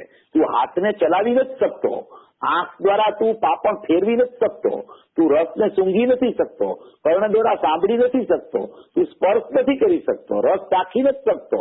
જ્યાં એને કોઈ જ્ઞાની મળે છે ત્યાં એને એ ખ્યાલ આપે છે કે તારો તો જાણવાનો સ્વભાવ છે. આ શરીર જે પરિણામ ચાલે છે, હાથની હલવા ચલવાની ક્રિયા ચાલે છે, 5 ઇન્દ્રિયોની જે ક્રિયા ચાલે છે એ તારી ક્રિયા નથી. તું તો જ્ઞાન સ્વભાવી આત્મા છો, તું તો જાણનાર માત્ર છો, જાણનાર તત્વ છો. એવો જ્યાં એને ખ્યાલ આવે છે ત્યાં એને શું થાય છે કે એ જ્ઞાનમાં જે જાણવું થાય છે આ શરીર પરિણામનું, તો એને એ ખ્યાલ આવે છે કે ઓહો આ વાત તો આ તો પ્રતિભાષિત થાય છે જ્ઞેયો. આ મને તો જ્ઞાન જણાય છે, મારામાં તો જ્ઞાનમાં જાણવું છે, હું તો જાણનાર તત્વ છું, એવો એને ખ્યાલ આવવા માંડે છે. તો શરીર પરિણામની જે ક્રિયાઓ છે, હાથની હલનચલનની ક્રિયાઓ છે, એ જ્ઞાનમાં એને જ્યાં પૃથક ભાષવા માંડી ત્યાં જ્ઞાન સ્વભાવી આત્મા તરફ, જ્ઞાન સ્વભાવ આત્મા તરફ ઝૂકી ગયો. જ્યાં ઝૂકી ગયો ત્યાં એને સમ્યક જ્ઞાનની પ્રગટતા થઈ, સમ્યક દર્શનની પ્રગટતા થઈ, અને પછી પાછો હાથ ચાલે છે. તો ત્યારે પેલા હાથ ચાલતો હતો ત્યારે એને ભ્રમણા હતી કે હાથને હું ચલાવું છું. પછી હાથ ચાલે છે ત્યારે હાથ ચાલવાનો કઈ સમ્યક દર્શન થાય એટલે બંધ જ થઈ જતો, કે હાથ તો ચાલુ જ ચાલવાનો, પણ એની ભ્રમણા છૂટી જાય છે કે હાથનો ચલાવનાર તો હું મિથ્યા દર્શન હતું ત્યારેય નહોતો, અને અત્યારે હાથ ચાલે છે તો અત્યારે મને એનું સ્વામી પણ નથી, અત્યારે હું એનો ચલાવનાર નથી. પૂતગલની ક્રિયા પૂતગલમાં થાય છે, હું તો માત્ર જાણનાર છું. કોઈ જાણનાર તરીકે એનું સ્વામી પણ જ્ઞાયકમાં કંડારાઈ જાય તો કઈ શરીરની ક્રિયાઓ બંધ નથી થઈ જતી, શરીરની ક્રિયાઓ શરીરની ક્રિયાના પરિણામથી ચાલ્યા કરે છે. જાણનાર સ્વભાવ જાણનાર છે. એ પેલા એકત્વ બુદ્ધિ કરતો હતો, હવે એનું એકત્વપણું શરીર સાથે જે ચાલતું હતું, 5 ઇન્દ્રિયો સાથે ચાલતું હતું, ત્યાં એનું એકત્વ ત્યાંથી છૂટી અને ત્યાં એનું એકત્વ જ્યાં જ્ઞાન સ્વભાવી આત્મા સાથે થયું, તો શરીર પરિણામની કોઈ ક્રિયાઓ બંધ થઈ જાય છે એવું નથી કે ક્રિયાઓ ચાલુ રહે છે, પણ ત્યાંથી એનું સ્વામિત્વ પણ છૂટી જાય છે, ત્યાંથી તેનું એકત્વ છૂટી જાય છે, ત્યાં એનું મમત્વ છૂટી જાય છે, કર્તૃત્વ છૂટી જાય છે, ભોક્તૃત્વ છૂટી જાય છે.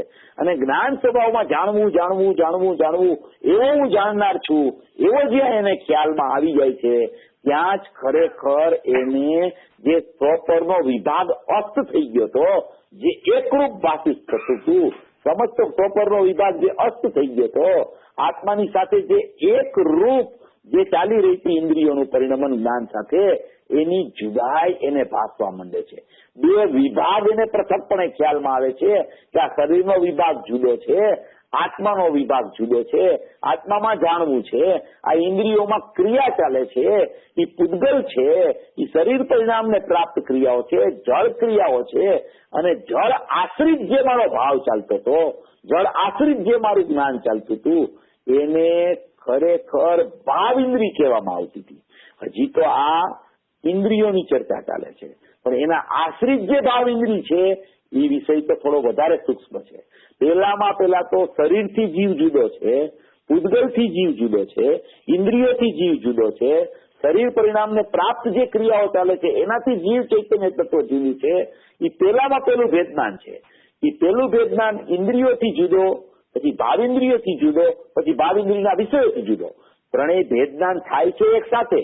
ત્યાં ઇન્દ્રિયોથી ભેદજ્ઞાન થઈ ગયું પછી ભાવેન્દ્રિયથી જુદું કરવું પડે એવું નથી હોતું. ભેદજ્ઞાન ત્રણેય સાથે થાય છે, પણ અહીંયા જે ક્રમ બતાવ્યો છે કે ઇન્દ્રિયોથી જુદો આત્મા, ભાવેન્દ્રિયોથી જુદો આત્મા અને ભાવેન્દ્રિયના વિષયોથી જુદો આત્મા, એટલે પહેલામાં પહેલો પ્રકાર ઇન્દ્રિયોને કેવી રીતે જીતવી કે 5 ઇન્દ્રિયો જે છે એ શરીર પરિણામને પ્રાપ્ત છે, એનાથી પૃથક આત્મા કેવો જાણનાર છે, તો કે એમાં ચૈતન્ય પણ રહેલું છે, એમાં જ્ઞાન સ્વભાવ રહેલો છે, એમાં જાણવું જાણવું જાણવું જાણવું એવું વર્તી રહ્યું છે. બાહ્ય ક્રિયાઓ શરીરની કોઈ પણ ચાલતી હોય પણ છતાં પણ આત્મામાં તો જ્ઞાનમાં જાણવું જાણવું ચાલે છે. કોઈ પણ જ્ઞેયોનો પ્રતિભાસ ક્યાં કરે, એ જ્ઞેયોનું જાણવું એમાં ક્યાં કરે જ્ઞાનમાં, પણ ખરેખર એ જ્ઞેયો એમાં આવતા નથી, શરીર એમાં આવતું નથી, ઇન્દ્રિયો એમાં આવતી નથી. ઇન્દ્રિયો પૃથક રહે છે, જ્ઞાન સ્વભાવી આત્મા પણ પૃથક રહે છે. એવી એક આ પહેલામાં પહેલી ઇન્દ્રિયોથી આત્માને કેવી રીતે જુદો કરીને જાણવો એમ કહેવા માંગે છે કે અનાદિ અમર્યાદ રૂપ બંધ પર્યાયના વસે જેમાં સમસ્ત સ્વપરનો વિભાગ અસ્ત થઈ ગયો છે, અર્થાત જેવો આત્માની સાથે એવી એક થઈ રહી છે કે ભેદ દેખાતો નથી, તો એવી શરીર પરિણામને પ્રાપ્ત જે દ્રવ્ય ઇન્દ્રિયો તેમને તો નિર્મળ ભેદ અભ્યાસની પ્રવીણતાથી અંતરંગમાં પ્રગટ અતિ સૂક્ષ્મ ચૈતન્ય સ્વભાવ તેના અવલંબનના બળ વડે સર્વથા પોતાથી જુદી કરી એ દ્રવ્ય ઇન્દ્રિયોનું જીતવું થયું. શું કહેવા માંગે છે કે નિર્મળ ભેદ અભ્યાસની પ્રવીણતાથી, નિર્મળ ભેદ અભ્યાસની પ્રવીણતાથી શરીર પરિણામને પ્રાપ્ત જે દ્રવ્ય ઇન્દ્રિયો, એટલે કે 5 ઇન્દ્રિયો શરીર પરિણામને પ્રાપ્ત છે, એવી 5 ઇન્દ્રિયોનો વિભાગ પૂતગલમાં છે. અને નિર્મળ ભેદ અભ્યાસ એટલે કે એવું પ્રવીણપણું જયારે કેળવાય કે મને તો જ્ઞાન છે, મારામાં તો જ્ઞાન સ્વભાવ છે, અને જ્ઞાન સ્વભાવમાં તો જાણવું જાણવું જાણવું જાણવું એવો જ પ્રકાર હોય છે. અને દ્રવ્ય ઇન્દ્રિય છે એમાં પણ જે કાંઈ પ્રવૃત્તિ થઈ રહી છે, જે કાંઈ ક્રિયા થઈ રહી છે એ શરીર પરિણામને પ્રાપ્ત ક્રિયા છે, એનાથી મારો જ્ઞાન સ્વભાવી આત્મા જુદો છે. એવો જે ભેદજ્ઞાનનો પ્રકાર ચાલે તો એને એમ કહેવામાં આવે કે નિર્મળ ભેદ અભ્યાસની પ્રવીણતાથી પ્રાપ્ત જે અંતરંગમાં પ્રગટ અતિ સૂક્ષ્મ ચૈતન્ય સ્વભાવ તેના અવલંબનના બળ વડે, એટલે કે જ્ઞાનમાં મને જ્ઞાયક જણાઈ ગયો છે, જ્ઞાન ઉપયોગ મારા જ્ઞાયકનો જ અંશ હોવાથી, મારા જ્ઞાયકનું અંગ હોવાથી મને એ જ્ઞાનમાં જ્ઞાયક જ જણાઈ રહ્યો છે. અને પૃથક રૂપ પૂતગલ પરિણામને પ્રાપ્ત જે શરીર પરિણામને પ્રાપ્ત 5 ઇન્દ્રિયો છે એ મારાથી પૃથક છે. એવો ભેદ નિર્મળ ભેદ અભ્યાસ એને જયારે વર્તે એવું પ્રવીણપણું, એટલે કે એવી સૂક્ષ્મતા એના જ્ઞાનમાં કેળવાય, એવી સૂક્ષ્મતા જ્ઞાનમાં જયારે કેળવાય ત્યારે એ જ્ઞાન જળથી પૃથક પડી અને પોતાના જ્ઞાન સ્વભાવી આત્મા તરફ પ્રયાણ કરે તો એને કહેવામાં આવે કે અતિ સૂક્ષ્મ ચૈતન્ય સ્વભાવ તેના અવલંબનના બળ વડે સર્વથા પોતાથી દ્રવ્ય ઇન્દ્રિયને જુદી કરી તો એ દ્રવ્ય ઇન્દ્રિયોનું જીતવું થયું. આવું જીતવું પેલા તો શરીરની, પૂતગલની અને જીવની પૃથકતામાં બતાવવાનો પ્રકાર છે. એટલે બે દ્રવ્યોની પૃથકતામાં પણ જીવને સમ્યક જ્ઞાનનો પ્રકાર ભજી શકે છે. દ્રવ્ય પર્યાયનું ભેદ જ્ઞાન એમાં કરવું જ પડે એવો નિયમ નથી, કારણ કે જ્યાં પરથી જુદો પડી જાય છે અને જ્યાં સ્વમાં આવી જાય છે ત્યાં એની પર્યાય સ્વ તરફ પડી જાય છે પરથી પૃથક થઈને. તો એ પર્યાય જ્યાં સ્વ તરફ પડી જાય છે ત્યાં જ એને દ્રવ્ય ઇન્દ્રિયોનું જીતવું થઈ જાય છે. પૂતગલ પરિણામને પ્રાપ્ત જે દ્રવ્ય ઇન્દ્રિયો છે, શરીર પરિણામને પ્રાપ્ત જે 5 ઇન્દ્રિયો છે એનું જીતવું એને જ્ઞાન સ્વભાવથી નાયકને જાણતા થઈ જાય છે. એવું ચૈતન્યના અવલંબનનું બળ આવે છે જ્યાં એને, ત્યાં જ દ્રવ્ય ઇન્દ્રિયો એનાથી સર્વથા જુદી કરી, એટલે કે સર્વથા જુદી હતી એમ જાણવું થયું. એને એમ કહેવામાં આવે કે દ્રવ્ય ઇન્દ્રિયોને સર્વથા જુદી કરી. કારણ કે દ્રવ્ય ઇન્દ્રિય જ્ઞાન સાથે કદી એકમેક થઈ શકતી નથી, એટલે એને જુદા કરવાનો પ્રશ્ન નથી, પણ જુદી છે એવું જ્ઞાન થયું. એને એમ કહેવામાં આવે કે આ દ્રવ્ય ઇન્દ્રિયોથી જ્ઞાન સ્વભાવી આત્માને જુદો કર્યો, અને એવી ઇન્દ્રિયોનું જીતવું જેને કર્યું એને સમ્યક દર્શનની પ્રાપ્તિ થઈ. એવો આ એક પેલા દ્રવ્ય ઇન્દ્રિયો જે છે શરીર પરિણામને પ્રાપ્ત, એનો એક આ બોલ છે. એ દ્રવ્ય ઇન્દ્રિયોથી આત્મા કેવી રીતે જુદો છે, જ્ઞાન સ્વભાવી આત્મા કેવી રીતે જુદો છે, અને એમાં પ્રગટ જ્ઞાન છે, એમાં જ્યાં હું જ્ઞાયક ભાવ છું એવો ખ્યાલ આવે છે, એનું નામ જ એ દ્રવ્ય ઇન્દ્રિયોથી જુદો પડી ગયો. અને દ્રવ્ય ઇન્દ્રિયો રહી ગઈ, દ્રવ્ય ઇન્દ્રિયોનું લક્ષ છૂટી ગયું. દ્રવ્ય ઇન્દ્રિયોથી જુદો પડે એટલે દ્રવ્ય ઇન્દ્રિયોનો નાશ થઈ જાય, શરીર જ મળીએ એવું ન બને. શરીરનો સંયોગ તો જ્યાં સુધી કેવડી થાય ત્યાં સુધી રહે છે. સિદ્ધ ભગવાનને શરીરનો સંયોગ છૂટી જાય છે ત્યાં સુધી શરીર સંયોગ રૂપે ચાલતું હોય છે. એટલે શરીરનો સંયોગ એ કોઈ એકત્વનું કારણ નથી. શરીરની સંયોગ રહેવો એ એકત્વનું કારણ નથી. એમાં એકત્વ બુદ્ધિ કરવી એ એકત્વનું કારણ છે, એ દુઃખનું કારણ છે. શરીર દુઃખનું કારણ નથી. શરીરમાં એકત્વ કરવું, શરીરમાં મમત્વ કરવું, શરીરને મારું માનવું એ ખરેખર દુઃખનું કારણ છે. શરીર હોવા છતાં પણ જીવ પોતાના ચૈતન્ય સ્વભાવના અસ્તિત્વને સ્વીકાર કરી અને અતિન્દ્રિય આનંદ પ્રગટ કરી શકે છે. આવું ભેદજ્ઞાન, ઇન્દ્રિયોથી ભેદજ્ઞાન સર્વ મોક્ષ માર્ગી જીવોને વર્તે, અને સર્વ જીવો પોતાના પ્રવીણપણાના અભ્યાસથી પોતાના અંતરંગ અતિ સૂક્ષ્મ ચૈતન્ય સ્વભાવને પકડી અને સમ્યક દર્શનની પ્રાપ્તિ કરે એવી મંગલ કામના. Thank you Chetanbhai. પ્રશ્નો હશે મને લાગે છે, તો કોઈને પ્રશ્ન હોય તો 5-7 મિનિટ આપણે લઈ શકશું. ઓકે ચેતનભાઈ, મારા 2-3 સવાલ છે. ભાવમન એટલે શું? ભાવમન એટલે વિકલ્પ. ભાવમન એટલે વિકલ્પ. એ જ્ઞાનાત્મક વિકલ્પ કે?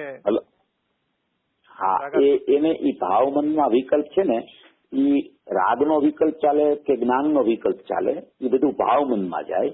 જ્યાં સુધી સમ્યક દર્શન પ્રગટ ન થાય ત્યાં સુધી રાગાત્મક વિકલ્પ ને જ્ઞાનાત્મક વિકલ્પ બે હોય, અને સમ્યક દર્શન પ્રગટ થઈ જાય પછી રાગાત્મક વિકલ્પ રહી જાય અને જ્ઞાનાત્મક વિકલ્પને એ જ્ઞાનનો વ્યવહાર કહેવામાં આવે. ત્યાં સુધી એ વિકલ્પ કહેવામાં આવે. અને પછી શું થાય કે અતિન્દ્રિય જ્ઞાન જયારે પ્રગટ થાય ત્યારે પણ પરપદાર્થોનું જાણવું જે જ્ઞાનમાં થાય એ લક્ષ કરીને જાણવું ન થાય, એકત્વ બુદ્ધિપૂર્વક ન થાય. માટે પરની સાપેક્ષતા વાળું કોઈ પણ જ્ઞાનમાં પરની અપેક્ષા આવે એટલે એને એ જ્ઞાનનો વ્યવહાર કહેવામાં આવે. હવે એ ત્યારે પણ એ વિકલ્પ રૂપ થઈ ગયું, એ જ્ઞાનનો વ્યવહાર છે, ત્યારે પણ ભાવમનનું પરિણમન ચાલુ રહે છે. કારણ કે રાગાત્મક વિકલ્પ ત્યારે ચાલુ હોય છે. એટલે ખરેખર રાગાત્મક વિકલ્પને જ ભાવમન કહેવામાં આવે છે. ખરેખર દ્રવ્યમનના સંગે વર્તતું ભાવમન એને વિકલ્પ રૂપી ભાવમન કહેવામાં આવે છે. ચેતનભાઈ, એક પ્રશ્ન છે. ગુરુદેવના પ્રવચન 90 નંબરના પ્રવચનમાં, ગુરુદેવના 31મી ગાથાના પ્રવચનમાં ગુરુદેવે કીધું છે, ગુરુદેવ એ ચાલુ કર્યું પછી ગુરુદેવે સમજાવ્યું પણ મને નથી સમજાવ્યું એટલે હું મૂંઝાઈ ગયો, એટલે તમને કહું છું. ગ્રાહ્ય ગ્રાહક શબ્દ લિયા હે ને, નહીં તો છે તો જ્ઞેય નાયક, પણ ક્યું લિયા કે અનાદિ સે, પછી એમ કરીને ગુરુદેવે આગળ ખુલાસો ન આપ્યો. તો ગ્રાહ્ય ગ્રાહક અને જ્ઞેય નાયક ને એક જ ગણવાનું? ગ્રાહ્ય ગ્રાહકનો બોલ જે છે ને એ ગ્રાહ્ય ગ્રાહકનો બોલ છે ને એ ભાવિન્દ્રિયના વિષયમાં આવશે.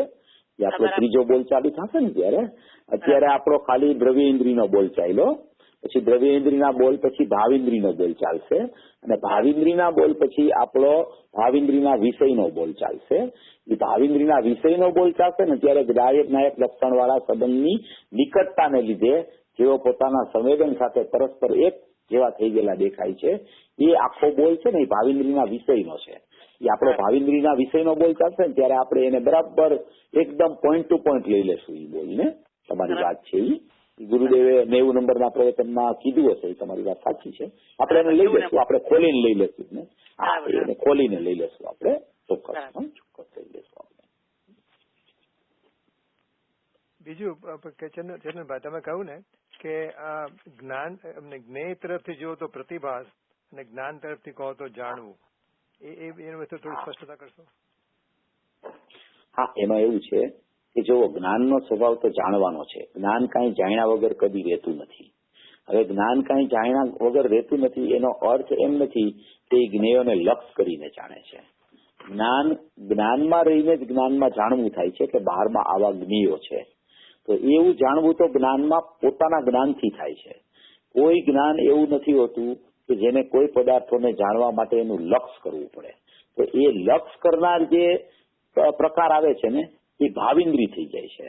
એ ભાવિન્દ્રી છે ને એક ઇન્દ્રિયને એક વિષયને લક્ષ કરી અને જાણતી પરિણમે છે. એટલે એ લક્ષરૂપ જે જ્ઞાન છે, પરને લક્ષપૂર્વક જે જાણે છે એ ભાવિન્દ્રી કહેવામાં આવે છે. અને જે લક્ષ વગર જ્ઞાનમાં જાણવું થાય છે એ વાસ્તવિક જ્ઞાન છે. એ વાસ્તવિક જ્ઞાનમાં જાણવાનો પ્રકાર ભજે છે.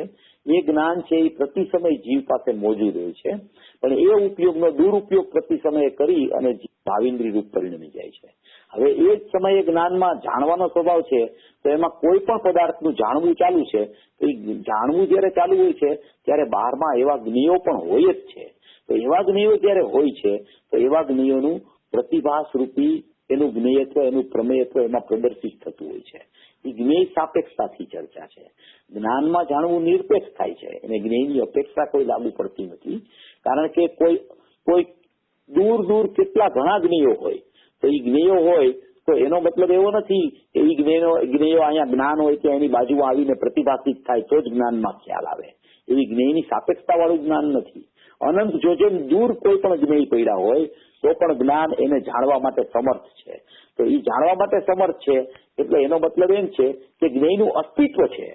પ્રતિભાસ થાય છે એટલે કે જ્ઞેયનું અસ્તિત્વ છે, એનો પ્રકાર છે ક્યાંક. કોઈ પ્રકાર ન હોય ને જ્ઞાનમાં જાણવું થઈ જાય એવું કદી બને નહીં. તો જ્ઞાનની દિવ્યતા ખતમ થઈ જાય. માટે આમાં આવો એક વ્યવહાર પ્રકાશિત કરવામાં આવે છે કે જ્ઞેયો પોતાનું જ્ઞેયત્વ પ્રદર્શિત કરે છે, જ્ઞેયો પોતાનું પ્રમેયત્વ પ્રદર્શિત કરે છે. એ જ્ઞેય સાપેક્ષતાથી કથન છે. અને જ્ઞાનમાં જાણવું પોતાના સ્વતંત્ર નિરપેક્ષ સ્વભાવથી થાય છે. એ જ્ઞાનનો જાણવાનો પોતાનો સ્વભાવ છે. એ સ્વભાવ કદી નીકળતો નથી, પણ જ્યાં એ સ્વભાવમાં લક્ષ જ્યાં ઇન્દ્રિયોની સન્મુખતા કરે છે એ જ સ્વભાવ તો એ ભાવિન્દ્રી થઈ જાય છે. પેલો જ્ઞાનનો સ્વભાવ છે અને લક્ષ જ્યાં પર સન્મુખતા કરીને જાણવાનો પ્રકાર ભજે છે તો એ ભાવિન્દ્રી થઈ જાય છે. જ્ઞાનમાં રહીને જાણે છે એ તો સ્વભાવ છે. લક્ષ કરીને જાણે છે પરને તો એ ભાવિન્દ્રીનો પ્રકાર છે, એમ કહેવાનો આશય છે. ઓકે, જો બીજો કોઈ સવાલ હોય તો બીજો સવાલ છે. આપણે કહ્યું કે પરથી જયારે પૃથક થાય છે, જ્ઞાનની પર્યા પરથી પૃથક થઈને જાણે છે તો એટલે દ્રવ્યથી એટલે જેવું પરથી પૃથક થયો એટલે ઇન્દ્રિયના વિષયોથી કે ભાવેન્દ્રિયથી પૃથક થયો તો ઓટોમેટિકલી એનું દ્રવ્યમાં એકત્વ થઈ જાય છે, ત્રિકાળી દ્રવ્યમાં થઈ જાય ને. એનું કારણ છે કે પરનું લક્ષ છે ને ત્યાં સુધી જ વિભાવ છે. પરનું લક્ષ છૂટ્યું એનો અર્થ જ એમ થઈ ગયો કે એ જ્ઞાન પરમાં ન ગયું, પરમાં રોકાણું નહીં, એટલે એ જ્ઞાનનો ઉપયોગ કોઈ પણ ક્રિયા તો પ્રત્યેક સમયે કરે જ છે. હવે પેલા પર સન્મુખતાની ક્રિયા ચાલતી હતી, એ પર સન્મુખતાની ક્રિયા છૂટી, ઇન્દ્રિયોની સન્મુખતા વાળી ક્રિયા છૂટી, તો એની ક્રિયા ઉપયોગ જાશે ક્યાં? તો કે જે સ્વભાવ છે એ ત્યાં જશે ઉપયોગ. એ ઉપયોગ ત્યાં જાય તો ઉપયોગને સ્થાન તો રહેવા માટે કોઈ પણ એક સમયે એક સ્થાન હોય છે. તો એ જો ચક્ષુ ઇન્દ્રિયની સન્મુખ થાય ચક્ષુઇન્દ્રિયની સન્મુખતા છોડીને કર્ણેન્દ્રિયની સન્મુખ થાય, કર્ણેન્દ્રિયની સન્મુખતા છોડીને જ્ઞાનેન્દ્રિયની સન્મુખ થાય. એવી 5 ઇન્દ્રિયની સન્મુખતા છોડી અને એ જો એની સન્મુખતા છોટે તો પછી જ્ઞાન ક્યાં જાય? તો તે જ્ઞાન નાયકમાં જાય, જ્ઞાન નાયક તરફ જાય. એ એની નાયકતા તરફ જ ચાલ્યું જાય. એ જ્યાં સુધી બળપૂર્વક બહાર જાય છે, ઇન્દ્રિયનો વ્યાપાર જ્યાં સુધી ચાલુ હોય છે ત્યાં સુધી ભાવેન્દ્રિય નામ પામે છે. અને ઇન્દ્રિયનો વ્યાપાર છોડે છે તો એ જ્ઞાન જ્યાંથી આવ્યું હતું ત્યાં જ વળી જાય છે. એનું નામ જ એને અતિન્દ્રિય જ્ઞાન કવચ થઈ ગયું. એનું નામ જ એને ઉપયોગનો દુરુપયોગ બંધ કરીને ઉપયોગનો સદુપયોગ કર્યો. એવી રીતે એવું ન બની શકે કે જ્ઞાનની પર્યાયમાં જ એકત્વ કરે, જ્ઞાયકમાં ન એકત્વ કરે, એવું બની શકે ખરું કે નહીં? એ એવું છે કે જયારે તમે જ્ઞાનની પર્યાયની નિરપેક્ષતાની ચર્ચા કરો ત્યારે જ્ઞાનની પર્યાયનો સત સ્વભાવ છે અને એ જ્ઞાનની પર્યાય જેમ કે છે કે હું જ્ઞાયક છું. ત્યાં કાંઈ વળવું બળવું ખરેખર કાંઈ હોતું નથી. એ જ્ઞાનની પર્યાય એમ કે છે કે હું જ્ઞાયક છું, એનો અર્થ જ એમ થઈ ગયો કે એ જ્ઞાયક તરફ વળી ગઈ. એ વળી ગઈ એટલે ત્યાં જ્ઞાનને જ્ઞાયક કોઈ જુદી વસ્તુ નથી. જ્ઞાનનો અંશ છે, એમાં ઉત્પાદ છે, એ અપેક્ષાએ એને પૃથક કીધો છે. અને જ્ઞાયક છે એ અંશી છે અને એ સ્વભાવભૂત છે, ધ્રુવ છે. માટે એને જ્ઞાનની પર્યાય ને જ્ઞાયકના બે ભેદ પાડવામાં આવે છે. બાકી જ્યાં જે ક્ષેત્રમાં જ્ઞાન વસે છે એ જ ક્ષેત્રમાં એની પાછળ જ્ઞાયક ભાવ કર્યો છે, ત્યાં જ વસે છે. એટલે જ્યાં જ્ઞાનમાં પરલક્ષનો પ્રકાર છૂટી જાય છે ત્યાં એ જ્ઞાનમાં સ્વયં વેદનનો પ્રકાર જ આવી જાય છે. અને એ વેદન જે હોય છે એ જ્ઞાન ને જ્ઞાયકનો ભેદ છૂટીને થતું હોવાથી એમ કહેવાય છે કે જ્ઞાન જ્ઞાયકની સન્મુખ વળી ગયું, જ્ઞાને જ્ઞાયકનો અભેદ અનુભવ કરી લીધો. બાકી દ્રવ્ય ને પર્યાય બે એક ક્યારેય થતા નથી. પ્રત્યેક સમયે સર્વથા ભીનપૂર્વક કથનચિત અભિન્નપણું એનું ચાલ્યા કરે છે. આવો પ્રકાર છે. એટલે જ્ઞાનની પર્યાયમાં જ્ઞાયક જણાય છે કે જ્ઞાનની પર્યાયમાં હું જ્ઞાયક છું. એ બે એકાર્થ વાત છે, એમાં કાંઈ ફેર નથી. બેની એકમેકતા એટલે કહેવામાં આવે છે કે ત્યાં ભેદ વિકલ્પ છૂટી ગયો છે, બીજું કાંઈ છે નહીં ત્યાં. એવું છે. તો પછી ત્યાં પ્રશ્ન એમ થાય કે આપણને પર દ્રવ્ય પર સન્મુખતા છોડવાનો લક્ષ્ય કરવાનો કે સ્વ સન્મુખતા કરવાનો લક્ષ્ય પહેલા કરવાનો? પેલા એવું છે કે જયારે અનાદિનો જીવ પર સન્મુખતા રૂપ પરિણમ્યો છે ત્યારે એને પેલા પર સન્મુખતા કેમ છૂટે એ પુરુષાર્થ કરવો. સૌથી પેલો પુરુષાર્થ એ હોવો જોઈએ. અને એની સાથે સાથે ચૈતન્ય તત્વનો એને અંદરથી મહિમા આવવો જોઈએ. જો ચૈતન્ય તત્વનો મહિમા નો આવે અને માત્ર પરના લક્ષ છોડવાનો જ પ્રયત્ન કર્યા કરે તો પરનું લક્ષ કદી છૂટે નહીં, કારણ કે એને પરનો મહિમા તો ચાલુ છે એનાથી. અને જે એની પાસે પોતાનું તત્વ છે, પોતાનું સત્વ છે, એનો અનાદિથી કોઈ દિવસ જેવો જોઈએ એવો મહિમા આવ્યો નથી. મહિમા આવ્યો છે પણ માત્રા ઓછી પડે છે. એટલે એની સાથે સાથે ચૈતન્યનો મહિમા કેમ આવે? ચૈતન્ય તત્વ મારું જ્ઞાનથી ભરેલું છે, આનંદથી ભરેલું છે, સુખથી ભરેલું છે. એના મહિમાનું બળ વધારે ચાલવું જોઈએ. એના મહિમાના બળે જ પરનું લક્ષ છૂટી જાય છે. પણ એકાંતે એવું નથી.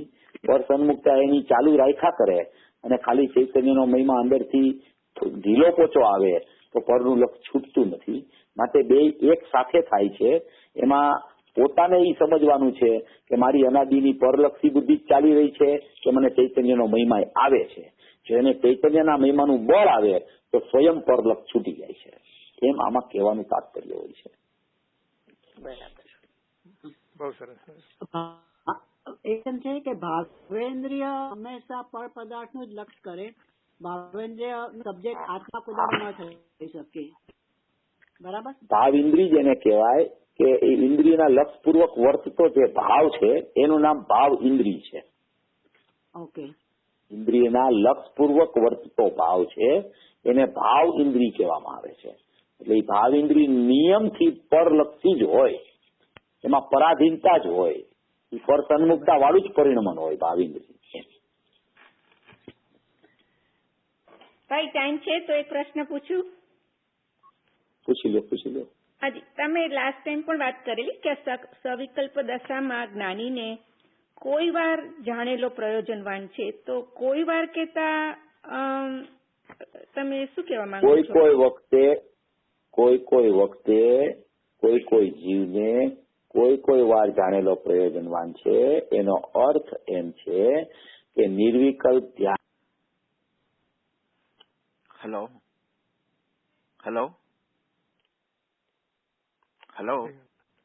હા, મને લાગે છે ને એમનો ટાઈમ પૂરો થઈ ગયો છે, આપણો ફોનમાં કપાઈ ગયો છે, એટલે હવે એમ બી ટાઈમ પણ પૂરો થઈ ગયો છે, એટલે આપણે આવતા વખતે કન્ટિન્યુ કરશું. તમે યાદ રાખજો બેન પ્રશ્ન તમારો, અને આપણે ફરીથી લઈશું, કારણ કે કલાક થઈ ગયો છે ને એટલે ફોનની લાઈન કપાઈ ગઈ છે ને હવે એમનો સમય બી થઈ ગયો છે, એટલે આપણે નેક્સ્ટ ટાઈમ લાવીને ત્યારે તમે પ્રશ્ન પૂછી લેજો પહેલા. હાજી થેન્ક યુ. ને આપણે જીનવાણી સ્તુતિ લઈ લઈશું.